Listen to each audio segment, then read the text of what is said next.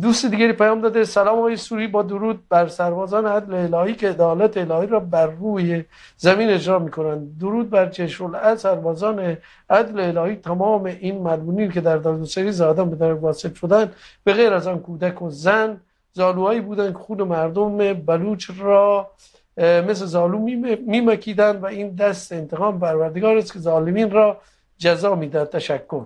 دوست دیگری پیام داده: سلام علیکم خدمت استاد گرامی. برادر رژیم ایران حقشان هست، این به واقعیت به مردم مظلوم بلوچستان و حتی افغانستان ظلم میکنند. خداوند نابود کند این رژیم ظالم را و تشکر از شما و شبکه خوب کلمه کوچک شما از ولایت نیمروز این پیام رو فرستادن. دوستی که من اسمای شما رو نمیخونم دوست عزیز، حالا شما اسمم میذارید ولی من سعی میکنم اسم شما رو نخونم. جناب شیرانی، ببینید حالا اون تصاویر دوربین‌های مداربسته دیگه قطعا منتشر شده و هیچ گونه نمیتونیم متصور باشیم که تیری از طرف این افرادی که تحت عنوان مهاجم به سمت ساختمان دادگستری دارن میرن، به سمت خیابون و جایی که داروخونه‌ای بوده و مادر و طفلی اونجا بودن، این تیر به اونها اصابت بکنه. اگر بگیریم که از نایه اینها این اتفاق افتاده، چرا این افراد مورد اصابت قرار گرفتن؟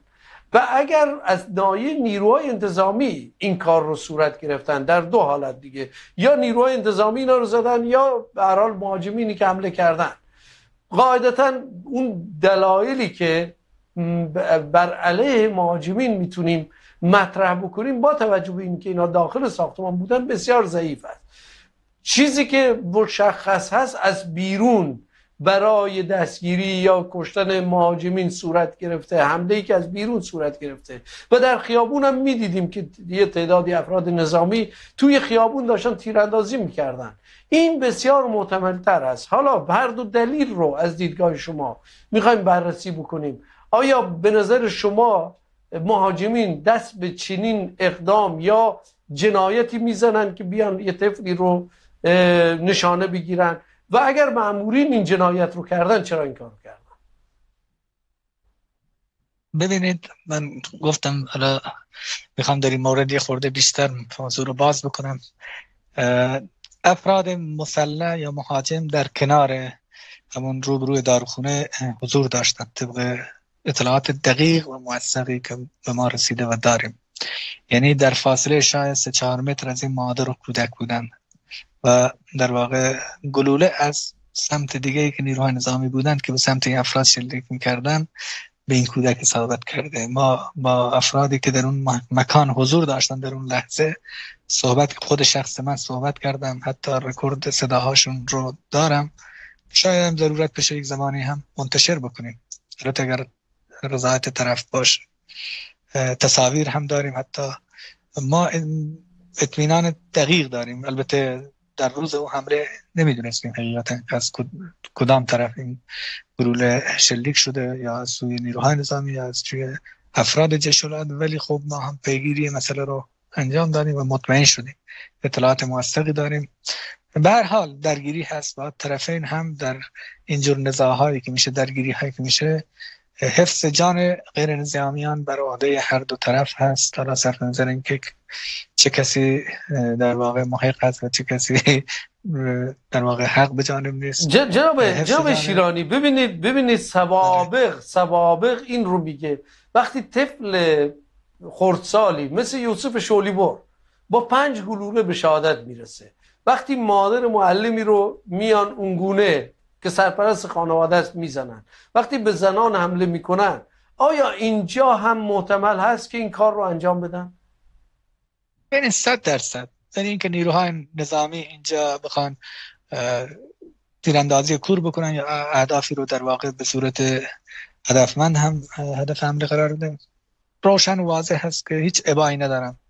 ما در جامعه خونین زاده شاهد بودیم وقتی صدها نفر رو به خاک خون کشیدن، خیلی راحت اومدن مدعی شدن که بله جیش العدل، نیروهای جیش العدل حضور داشتن، که بعد ثابت شد به خودشون که خود مهامی نماینده خامنه‌ای در بلوچستان هم اومد این رو رد کرد، گفت این صحیح نیست. ولی هنوز که هنوز نیروهای نظامی بعضی وقتا این رو یادآوری می‌کنن. در خاش ما شاهد بودیم، در کشتن زنان در روستای گونیچ همین یک ماه پیش شاهد بودیم، در اون کودک کشما اس بردید یوسف شالی بور شاهد بودیم، خانواده یه خانمی که در خاش خانواده رو به گلوله بستن شاهد بودیم. ببینید این که نیروهای نظامی بخوان همچین اقدامی انجام بدن خیلی محتمل بوده، از قبل تجربه هم نشان داده، سابقه شون را اگر نگاه بکنیم این ثابت کردن، هیچ در واقع چیزی ندارن.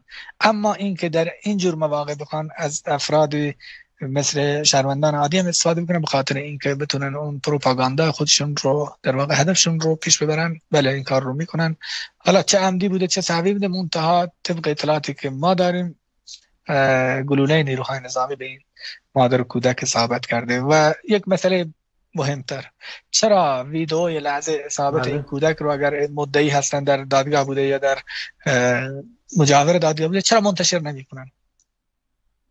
یک واقعیتی خیلی از همون کل اون مکانها دوربین مدار بسته داره، چرا منتشر نمیکنن؟ خب این یک دلیلی است. چرا روایت‌هاشون متناقض است؟ جانشین فرمانده انتظامی استان میاد میگه داخل ساختمان استانداری دادگستری اتفاق افتاده و خبرنگار استاد سیما اعلام میکنه که در یک فاصله دورتر حتی گزارش میدانی میده میگه در این نقطه بوده با گلوله کشته شده. مقام انتظامی میگه که با پرتاب نارنجک. خب این روایت‌های متناقض مشخصه که اینا خودشون هم با هم و مردم هم گزارش دیگری میدن، مردم هم چیز دیگری میدن. بله مردم غالب کسانی که در اون صحنه حضور داشتن در اون سالن بودن، در بیرون بودن، حتی خیلی اونجا نظاره‌گر بودن، نگاه میکردن، ویدیو میگرفتن، برای ما ارسال میکردن. همه 100% میگفتن که این کودک از سوی نیروهای نظامی در واقع مورد اصابت قرار گرفته، یعنی گلوله‌ای که از سلاح نیروهای نظامی شلیک شده. حالا در این فیلم‌هایی هم که پخش شد ما دیدیم وقتی مهاجمین وارد ساختمان میشن هیچ فرد ارباب رجوع اونجا بود حداقل در اون فیلم‌ها مشخصی شلیک نکردن. چرا یک فرد دیگه ای رو نآوردن اونجا نشون بدن؟ اون همه ارباب رجوع اونجا بودن. فقط چسبیدن به همین کودک که واقعا هم نباید این اتفاق میافتاد، بسیار تلخ و ناگوار هست، ولی مسئولیت حفظ جان شهروندان بر عهده نیروهای نظامی و امنیتی است که اینجا بایستی بین نظامیان و غیر نظامیان تمایز قائل بشن، تفکیک بکنن و بالاخره کورانه و بی هدف شلیک نکنن سوی مردم. بله. خب نکته دیگری هم که باز تو همین ویدیوها و این مصاحبه‌های مختلف پخش شد، یه خانومی صحبت میکرد که پاش تیر خورده بود و یکی از همین مهاجمین بالا سرش اومده و بهش گفته جیغ نزن و ایشون رو دیگه کاری باهاش نداشته با اینکه کارمند اونجا بوده. و خب این بیانگر اینه که اگر اینا میخواستن هر کسی رو بزنن بکشن یه جوری خب اونم میزدن از بین میبردن، یعنی نیومدن احتمالاً همون تیراندازیایی که شده یه تیر اصابت کرده پایشون و ایشون رو گفتن جیغ نزن و ایشون به هر حال سالم بوده. این خودش هم یه دلیلیه که خب نمیشه که بگیم آقا اینا کودک رو هدف قرار